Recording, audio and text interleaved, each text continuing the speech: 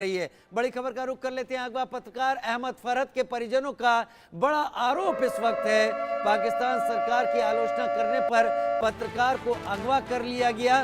पाकिस्तान की खुफिया agency ISI ने उसे गायब कर दिया। पीओके में जुल्म को अहमद फरहत करते थे बेनकाब। पीओके में सरकार विरोधी प्रदर्शनों की कवरेज कर रहे थे। पाक फौज की आलोचना करने की वजह से गायब कर लिया गया। इस शख्स को अगवा कर लिया गया। इमरान खान और पीटीआई के समर्थक अहमद फरहत शाह बताए जाते हैं, लेकिन वो रह रहे हैं पीओके में। अब वो पीटीआई के समर्थक हैं या किसी के भी समर्थक हैं, असल बात यह कि पाकिस्तान सरकार ने कोर्ट में यह कह दिया कि जो लोग पीओके में हैं वो पाकिस्तानी नहीं, विदेशी हैं। अगर विदेशी हैं तो जाहिर सी बात है भारत के ही हो सकते हैं और कहीं के नहीं हो सकते। मेजर जनरल अनुज बाथुर, इस तरह की गलतियां एक एडमिनिस्ट्रेशन करता है तो समझ में आ सकता है कि एडमिनिस्ट्रेशन कितना लचर हो चुका है, जो अपनी सरकार की पॉलिसी को इस तरीके से सामने रख देता है अपने ही कोर्ट में। लेकिन ये उनके लिहाज से मैं बात कह रहा हूं। भारत के लिहाज से जब अंतर्राष्ट्रीय स्तर पर पाकिस्तान ये मुद्दा आगे भी अगर उठाता है तो ये एक बड़ा हथियार है भारत के हाथ में। मैं बताऊं, आपने कहा कि अगर ये पाकिस्तान अंतर्राष्ट्रीय मेजर जनरल माथुर, हाँ, आवाज आ रही है मेरी आपको? जी हाँ, मैं ये कह रहा था कि पहली बात जो मैं आपको बताना चाहता हूं वो ये है कि कोई भी अंतर्राष्ट्रीयकरण, क्योंकि आपने इस बात का जिक्र किया इसलिए बोल रहा हूं, कश्मीर का कोई भी अंतर्राष्ट्रीयकरण भारतवर्ष को कभी भी मंजूर नहीं होगा। लेकिन ये हमारे पास एक हथियार के रूप में हम इसको रख सकते हैं कि जब हम इस बात को आप जोर पुरजोर उठाएं। अब मैं आपको बताता हूं, देखिए ये पाकिस्तान का जो वहां पर रवैया रहा है हमेशा से, ये कोई छोटा मोटा वकील नहीं है जिन्होंने ये स्टेटमेंट दिया है। वो पाकिस्तान के एडिशनल अटॉर्नी जनरल हैं। उनकी बात का महत्व है, उनकी बात का वजन है, और उनके खुद के जो नियम कायदे कानून, उनका जो लॉ है, उसमें कश्मीर के भाग को पाकिस्तान का हिस्सा नहीं माना गया है। ये ऑफिशियल है, इसमें कोई शक नहीं होना चाहिए। अब सवाल इस बात का नहीं है कि ये वहां का रहने का वाला बाशिंदा है अथवा नहीं है। ये क्लियर है कि वो इंडिया का हिस्सा है, चाहे आप उसको आजाद कश्मीर का हो चाहे कुछ का हो। तो ये पहली बात क्लियर है। दूसरी बात, इस चीज को मेकअप करने का अभी प्रयास हो रहा है वहां पे। एक सबसे बड़ा जो बदलाव आया है, और पाकिस्तान के लोगों की मानसिकता पीओके के और पाकिस्तान दोनों के, उसमें बहुत बड़ा माइंडसेट में एक टर्न चेंज आया है। और वो माइंडसेट ये कहता है कि आप कैसे आपने इकोनॉमिक कंडीशन हमारे देश की इतनी ज्यादा खराब होने दी, तो वो माइंडसेट जो है भारत की लीडरशिप की तरफ और भारत के प्रयासों की तरफ, किस प्रकार भारतवर्ष एक पूरे को लोग झुक रहे हैं, वो इस बात का वहां से क्यों लेना चाहते हैं और अपने देश में तरक्की देखना चाहते हैं कैसे। तो ये दूसरी बात आपको देखने को मिलेगी। तीसरी जो सबसे बड़ा इशू है वो ये है कि आज की तारीख में पाकिस्तान का अपने किसी भी नेबर से एक कोई रिश्ता ठीक नहीं है। आप अफगानिस्तान देख लें, आप ईरान देख लें, आप भारत देख लें, तीनों ग्राउंड नेबर्स के साथ पाकिस्तान की जो है परिस्थिति ठीक नहीं है। और वो आज, और इंटरनल इश्यूज जो हैं वो आज जग जाहिर है, सबको पता है। तो उससे आपको ये पता पड़ेगा कि कैसे इस प्रकार के स्टेटमेंट्स निकल के बाहर आते हैं, और ये बात सच्चाई से पता पड़ती है कि उनके लीगल। ठीक है जनरल साहब बात सही है, लेकिन ये चीजें फैक्ट के रूप में सामने तो आ जाती हैं। संजीव जी भी मेरे साथ विदेश मामलों के जानकार के तौर पर इस वक्त जुड़े हुए हैं। संजीव जी, गलतियां जो होती हैं, कहते हैं जब सरकारें आपस में बात करती हैं, इंटरनेशनल इश्यूज को एड्रेस करती हैं, तो छोटा सा AND इस तरीके के शब्दों का, इस तरीके की चीज़ों का इस्तेमाल भी बहुत सोच समझ कर किया जाता है। फिर तो ये इस्लामाबाद हाई कोर्ट में दिया गया एफिडेविट था जहां पर यह कह दिया गया कि वो शख्स पाकिस्तानी नहीं, विदेशी है। अब ये भारत के हाथ एक और ऐसी चीज़ लगी है जिसमें भारत अपने स्टैंड को और पुख्ता करेगा कि पाकिस्तान खुद नहीं मानता। हमें तो यह भी लगता है कि आने वाले दिनों में शायद यह भी निकल कर सामने आएगा कि बलूचिस्तान के भी कागजात विदेशी ही ना निकल के आए।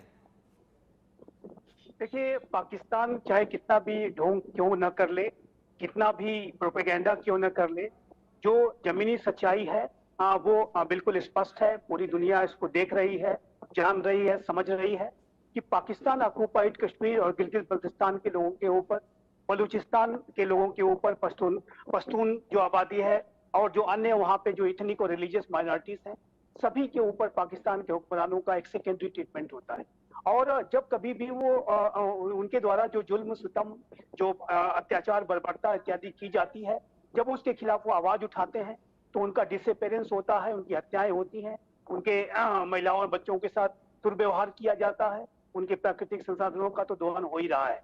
तो ये जो एक जमीनी सच्चाई है पाकिस्तान की, ये पाकिस्तान चाहे कितना भी ढोंग कर ले, कोई भी एफिडेविट दिखा ले, लेकिन जो आवाम का जो रोष है, जो गुस्सा है, और जो हमारी जो टेरिटरी पाकिस्तान ऑक्युपाइड कश्मीर के लोगों का जो एक असंतोष है, वो बहुत ही स्पष्ट रूप से दिखाई देता है और उसको पाकिस्तान दबा नहीं सकता।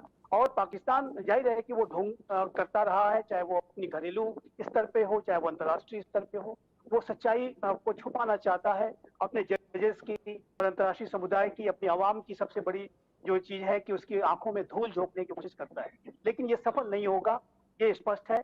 अब पाकिस्तान ऑक्युपाइड कश्मीर और गिलगित बल्तिस्तान की जो जनता है वो जाग चुकी है, सड़कों पर आ गई है, और एक दिन अवश्य ऐसा आएगा जब वो अपने मूल स्थान, जो कि उनका स्थान भारत है, वहां पर उनका विलय होगा। और ये जो इस दिशा में लगातार जो पाकिस्तान ऑक्युपाइड कश्मीर और गिलगित बल्तिस्तान के लोग कदम बढ़ा रहे हैं, और जाहिर है कि वो अपने भाई बहनों को, जो कि जम्मू एंड कश्मीर राज्य के हमारे अपने देश के लोगों को देख रहे हैं कि वो किस तरीके से उत्थान और विकास की राह पर आगे बढ़ रहे हैं, लोकतंत्र कितना मजबूत हो रहा है, तो वो जाहिर है कि वो अपने बेहतर भविष्य के सपने भी भारत के संदर्भ में बुन रहे हैं।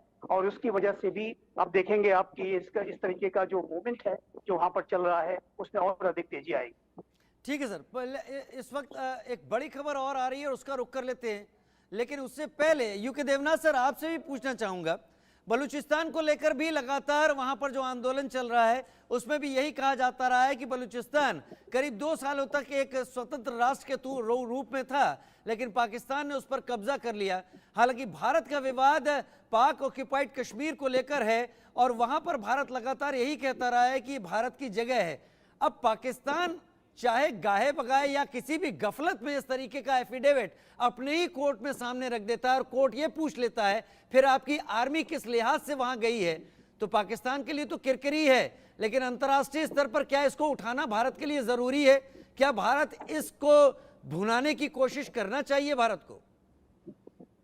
राजीव जी, पाकिस्तान में जो कमेटी ऑफ एरर हो रहा है, ये हमारे लिए बहुत गोल्डन अपॉर्चुनिटी है कि हम विश्व के अंतर्राष्ट्रीय कम्युनिटी को दिखाएं, यूनाइटेड नेशन को दिखाएं, इंटरनेशनल कोर्ट ऑफ जस्टिस में दिखाएं कि देखिए पाकिस्तान में क्या हो रहा है। पाकिस्तान ने अपने अलग अलग सूबों को, जो कि पाकिस्तान के साथ रहना नहीं चाहते, उनको जबरदस्ती एकीकृत किया हुआ है। मैं इस चीज में, मुझे बहुत फक्र है कि जब भारत आजाद हुआ तो हमने 560 से ज्यादा जो छोटे छोटे देश थे, राजा थे, उनको इंस्ट्रूमेंट ऑफ सक्सेशन के तहत एक लीगल तरीके से, आजादी से, उनके सहमति से उनको भारत में विलय किया। लेकिन पाकिस्तान ने पीओके पर, पाकिस्तान ने बलूचिस्तान पर, पाकिस्तान ने खैबर पख्तूनख्वा, वजीरिस्तान पर, सब पर जबरदस्ती फौज भेजकर, जो बलवाई होते हैं ना, रजाकार, इनको भेजकर दंगे कराकर पाकिस्तान ने जबरदस्ती अपने में मिला लिया। तो ये भारत के लिए बहुत स्वर्णिम मौका है कि हम दुनिया के सामने पाकिस्तान का कच्चा चिट्ठा खोल कर रख दें। जी, दुनिया के सामने कच्चा चिट्ठा खोल कर रख दे। मेजर जनरल माथुर, क्या भारत को अंतर्राष्ट्रीय स्तर पर, अब क्योंकि भारत अभी चुनाव के फेज में है, आज 7वें चरण का चुनाव भी भारत में चल रहा है, क्या इस पर अपना होमवर्क शुरू रखना चाहिए कि जो नई सरकार आए वो अब तक प्रोसेस जिस तरीके से आगे चलता रहा है और अब जिस तरीके से विद्रोह प्रदर्शन हो रहे हैं, उस बीच में उस विद्रोह को दबाने की आड़ में अगर कोई शख्स गायब होता है और पाकिस्तान इस तरीके से कोर्ट में एफिडेविट दे देता है, क्या भारत को अब इस लाइन पर आगे बढ़ना होगा? क्या भारत को इस मुद्दे को अपने कश्मीर को वापस लेने के लिए इस लाइन को आगे ले जाना होगा?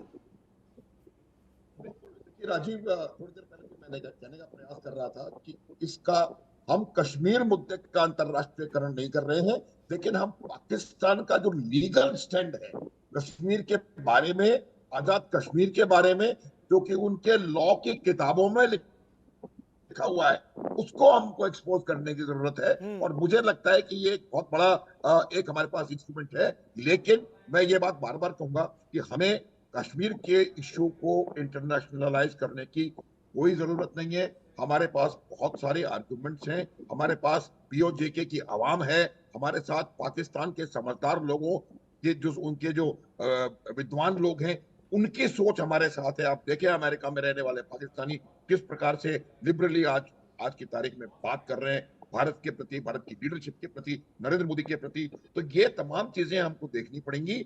और हमारे पास ये चीज हमेशा से रही है, और हमारे जो पहले का जो सिस्टम था, वो सिस्टम ने इसको आइडेंटिफाई नहीं किया। मैं एक छोटा सा आपको उदाहरण देना चाहता हूं कि जब माउंट केटू आजादी के बाद एक जर्मन एक्सपेडिशन जाना चाहता था, तो उन्होंने भारत सरकार से परमिशन मांगी, ना कि पाकिस्तान सरकार से। तो हमने उनको कहा कि नहीं, वो हमारा नहीं है, पाकिस्तान का है। तो मेरा कहने का अर्थ ये है कि हम लोगों ने इसकी लीगल स्टैंडिंग कभी समझ नहीं पाए। और आज जब चूंकि पाकिस्तान के अंदर से वो आवाज आई है कि हमारे लॉ में लिखा हुआ है कि वो इलाका हमारा नहीं है, और जहां वो लोग बात उसके खिलाफ कर रहे हैं, वो गायब हो रहे हैं, तो उसको वापस लाने के लिए हमारे पास कोई लीगल रिकोर्स नहीं है। तो ये बिल्कुल क्लियर बात है कि ये कभी भी पाकिस्तान का हिस्सा नहीं था।